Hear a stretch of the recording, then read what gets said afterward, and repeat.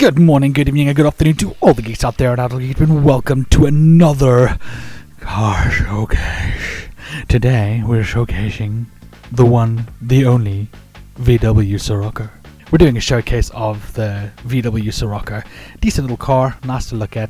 We have been going through a different amount of cars. Obviously you guys have seen all of them that we've done, which is quite cool. This particular car is I've got two versions that we're going to be taking you on. We're going to be taking you with the standard version, so one that hasn't been changed at all, one that has been upgraded as much as I can upgrade it. We're going to take you through the Dragon Trail. It is a very technical course, so very difficult course to race on if you don't know what you're doing. It can be one of the more difficult courses to race on. As you will see throughout this, the VW Scirocco is a decent car. It has some good handling. Obviously with speed, you know, it's not the fastest car. You can't just have the super fastest car as a standard model of a car. Braking is actually very good on this car. It stops when you want it to stop, which is quite cool. A small issue I do have with it though is the steering. It can be a little wonky, if I can call it that.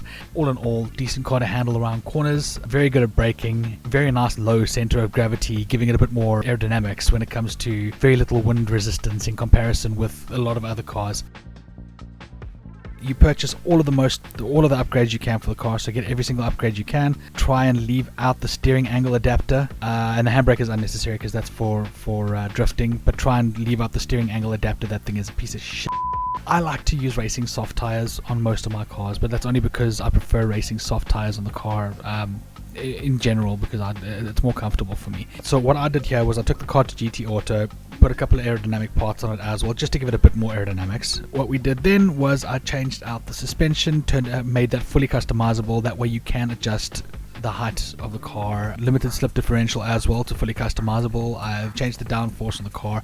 I brought the downforce in front to 60 and the downforce at the back to 150, which is a decent amount. The ECU is also fully customizable. Generally that's just used to bring down the power in case you need to bring your performance points down so that it's not as high. Power restrictors is for the same thing, it's just to bring your power points down. Transmission, again, make it fully customizable. Racing, it's always good to have that because then you can adjust it piece by piece and you can adjust it gear by gear. I've put a high RPM turbo in the car and an anti-lag system. I put a racing intercooler on the car. I remember intercoolers are very important for cars as well. Intake and exhaust, everything's racing. Brakes, carbon brakes, brake pads, racing brake pads, the usual, you know how it goes. And this car doesn't have a propeller shaft because it's front wheel drive, so you don't need a propeller shaft. I'm pretty sure you guys know that I'm going to be upgrading the cars fully. Essentially doing all of that has brought the car up, or basically fully upgrading the cars brought the car up to 488 brake horsepower, which is decent, and that's quite a lot of low power, and it's 53.9 kilograms per meter, which is very good torque. That is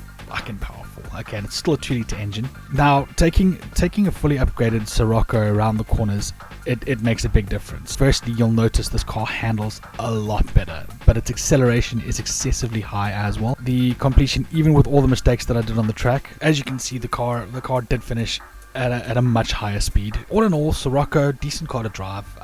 It's got some perks, but like I said, the handling can use a little bit of adjustment and changes. I've always loved the Scirocco. It's a very nice car, so I give it 4 brake pads out of 5, which is also pretty decent, and it's a good car. It's a decent car. So that's it for the VW Scirocco. I hope the showcase was fun. I know that sometimes they can get boring. I'm not going to talk about the upgrades anymore unless I do something significant to the car.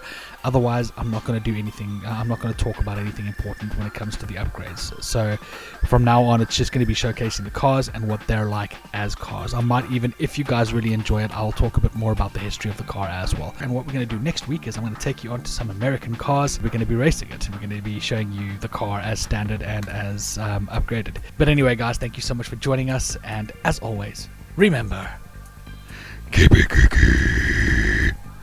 Bye.